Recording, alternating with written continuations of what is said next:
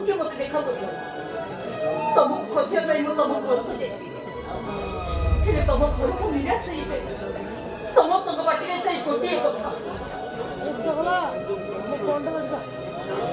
ରାତି ପାଇବା ପୂର୍ବରୁ ତମେ ଘରେ ଛାଡ ଅଧ ରାତିରେ ତମେ ଘରକୁ ଫେରୁଛ এই ସହରଟା ସାରା ଖୋଜି ଖୋଜି ମୁଁ ନୟନ୍ତ ହେଇଗଲିଣି ଆଉ ତମକୁ ଆଜି ଶେଷ ଅବସ୍ଥାରେ ଏମିତି ପାଇଲି ଯେ ରାସ୍ତା କଡ଼ରେ ତମେ ମଦ ପିଇ କଣ ଆଉ କରିଥାନ୍ତି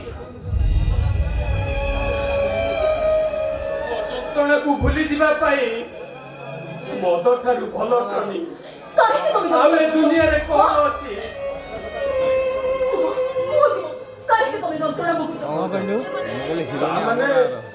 ତମେ ଆମ ପରିବାର ନିଷ୍ପତ୍ତିକୁ ସମର୍ଥନ କରୁଛ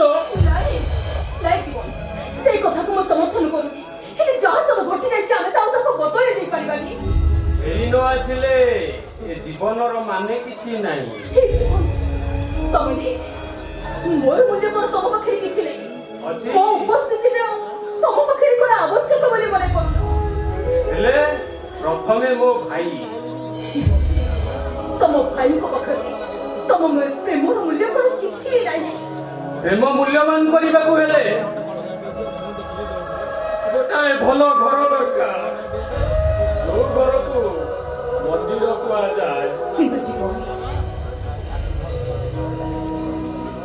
ତମ ଘର ରୂପୀ ମନ୍ଦିରରେ ପୂଜାରିଣୀ ସଜେଇବା ପାଇଁ ତମ ସାରା ପରିବାର ତ ଆଗ୍ରହ ସହକାରେ ମତେ ଅନେଇ ବସିଛନ୍ତି ହେଲେ ଦେବତା ଶୂନ୍ୟ ମନ୍ଦିରରେ ତମେ କାହାକୁ ପୂଜା କରିବ ଜୀବନ କାହାର ଆଶୀର୍ବାଦ ନେଇ ଆମେ ସଂସାର କରିବା ଜୀବନ ତମେ ହେଲେ ମୋ ବଡ ଭାଇ ମୋ ପାଇଁ ଏକ ଧାରରେ ଠାକୁର ଈଶ୍ୱର ଜ୍ଞାନ ଗୁରୁ ଶିକ୍ଷା ଗୁରୁ ସବୁ କିଛି ଜୀବନ ତମେ କିନ୍ତୁ ଶାସ୍ତ୍ର କୁହେ ବାପ ମାଙ୍କ ଠାରୁ ବଳି ବଣ ଦେବା ଦେବେ ଦୁନିଆରେ ଆଉ କେହି ନାହାନ୍ତି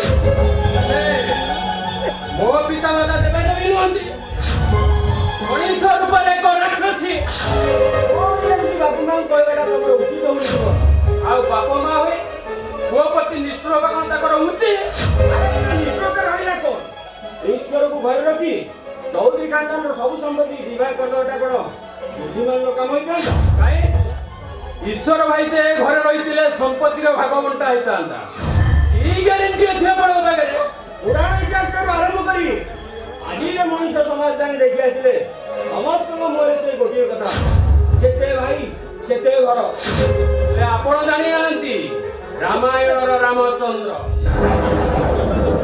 ଭାଇ ଭରତ ଲକ୍ଷ୍ମଣ ଶତ୍ରୁଘ୍ନ ଜାଣିନାହାନ୍ତି ତାମାନେ ତମେ ଘର ଦେବା ପାଇଁ ଚାହୁଁଛ ଭରତ ନ ହେଇପାରେ ହେଲେ ମୋ ଭାଇ ମୋ ପାଇଁ ଭଗାରୀ ସାଜି ମୋ ସାଥିରେ ବିଶ୍ୱାସଘାତ କରିବେ ଏକଥାକୁ ମୁଁ କେବେ ହେଲେ ଗ୍ରହଣ କରିବି କଣ କର ଏସବୁ ତମେ କରି ଆପଣ ଏସବୁ ଆଲୋଚନା କରେଇଥିବ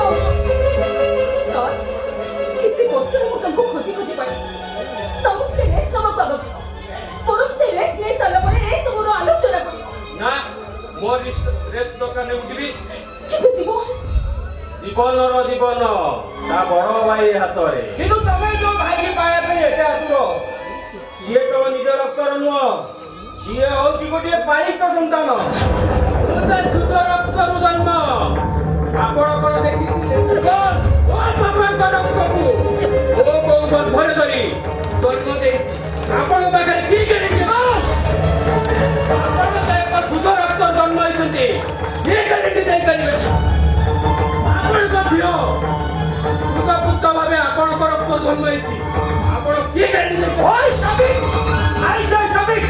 ଅନ୍ୟକୁ ଚୁପ୍ କରିବା ଆଗରୁ ନିଜେ ଚୁପ୍ ହେଇଯାନ୍ତି ଭଲ ମଣିଷ ନିଜ ରକ୍ତରୁ ଚିହ୍ନା ଯାଇ ନପାରେ ମଣିଷ ଚିହ୍ନା ଯାଇପାରେ ତାର ଭଲ ପାଇବାରୁ ସେଥିପାଇଁ ମୁଁ କହିବି ମୋ ଈଶ୍ୱର ଭାଇ ପ୍ରକୃତରେ ଈଶ୍ୱର ଯାହାର ଆଶୀର୍ବାଦ ପାଇଁ ତପସ୍ୟା କରିବାକୁ ପଡିଥାଏ ଆଉ ହେଲା ତମ ଭାଇ ତମ ପାଇଁ ଦେବତା ହେଇପାରନ୍ତି ସେଥିରେ ମୋର କିଛି ଚାର୍ଜ ନାହିଁ କିନ୍ତୁ ମୋ ଝିଅ ତଟିନି ଯେ ପର୍ଯ୍ୟନ୍ତ ମୋ ଭାଇକି ଆମ ଘରକୁ ଫେରେଇ ନ ଆଣିଛି ସେ ପର୍ଯ୍ୟନ୍ତ ମୁଁ ବିବାହ କରିପାରିବିନି ପାରିବେ ତ ତଟିନି ସେ ପର୍ଯ୍ୟନ୍ତ ଅପେକ୍ଷା କରିବେ ନଚେତ୍ ଅନ୍ୟ କାହାକୁ ବିବାହ କରିନେଲେ ମୋର ଦୁଃଖ କରିବାରେ କିଛି ନାହିଁ। জীবন প্লিজ তুমি ମୋ କଥା ଶୁଣ ଦେଖ ମୋ କଥା ଶୁଣ ପ୍ଲିଜ তুমি ନିଷ୍ପତ୍ତିଟା ତମ ହାତରେ। तू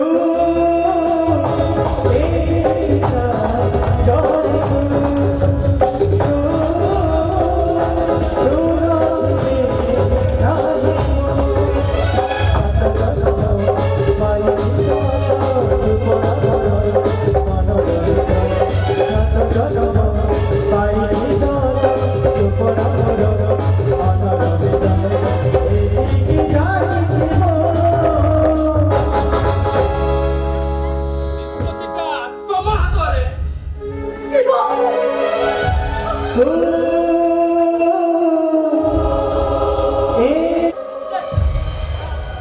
তুমি কোন হবটা ଯାହା ହବା କଥା ମୁଁ ତାର ଅଲରେଡି ସ୍ଥିର କରି ସାରିଛି।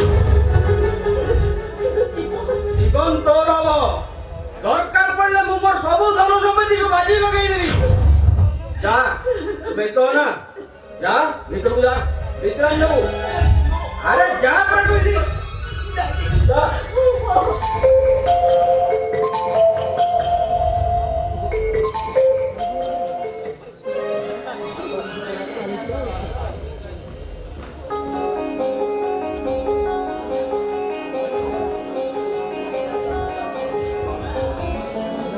ଆରେ ମୋର ଟିକେ ଆସିବାରେ ଲେଟ୍ ହେଇଗଲା।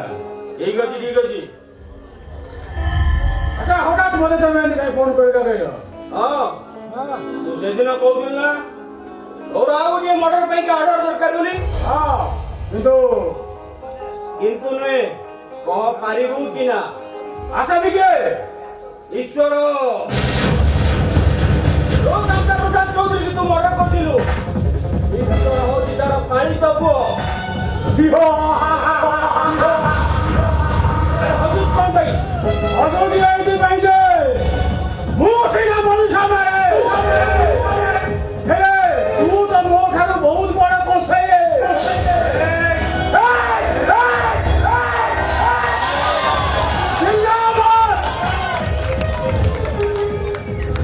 ବିନା ସୁପାରିରେ ତତେ ଯଦି ମୁଁ ମର୍ଡର କରିଦିଏ,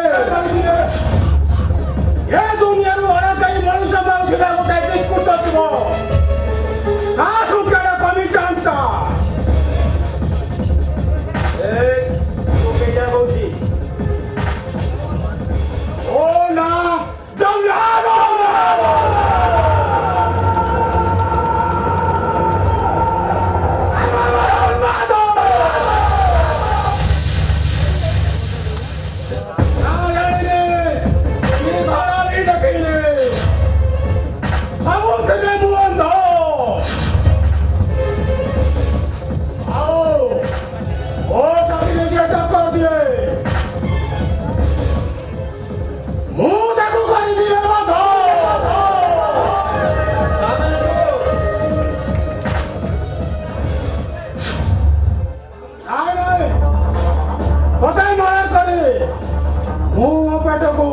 उपास रखिବାକୁ ଚାହେଁନି।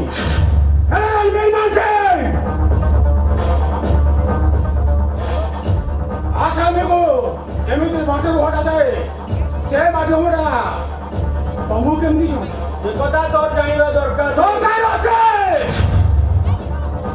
ବାପାକୁ ମାରି ତମର କୋଉ ସ୍ୱାର୍ଥଟା ପୂରଣ ହେଲାଣି ଯେ ତମେ ତା ପୁଅକୁ ମାରିବାକୁ କହୁଛ? ଏଇଟା ମରିବା ଦରକାର। ଘରେ ବଞ୍ଚି ରହି ମୋ ଝିଅର ସୁଖ ବାଦରେ ପାଲା ଦେଲା ବୋଲି ଘରୁ ବାହାରିଗଲା। ବାହାରେ ବଞ୍ଚି ରହି ମଧ୍ୟ ସେ ମୋ ଝିଅର ସୁଖ ବାଦରେ କୋଉଟା ସାଜିଛି। ତାହେଲେ ସେଇଥିପାଇଁ ସେଦିନ ସିଏ 1000 ଟଙ୍କା ସୁପାରି ଦେଇ ମୋତେ କହୁଥିଲା ମର୍ଡର କରିଦେବ। ଆରେ ତାକୁ ତୁ ମାରିଦେଲୁ କାହିଁକି? ମାରି ଦେଇଥାନ୍ତି କେମିତି? ତାକୁ ମାରି ଦେଇଥିଲେ ତମ ପକେଟରୁ ମୋ ହାତକୁ ଭୋଟାଙ୍କର ଇନାମଟା ଆସିଥାନ୍ତା କେମିତି?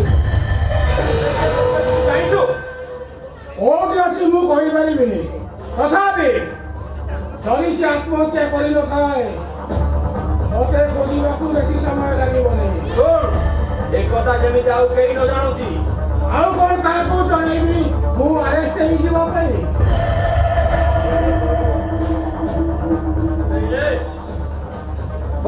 ଲକ୍ଷେ ଟଙ୍କା ଅଛି ନେ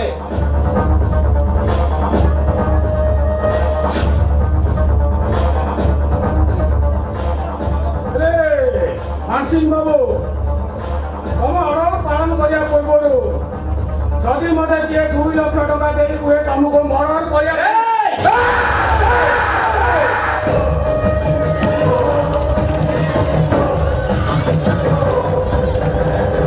चिल्ला मत मेरे आगे पीछे कोई नहीं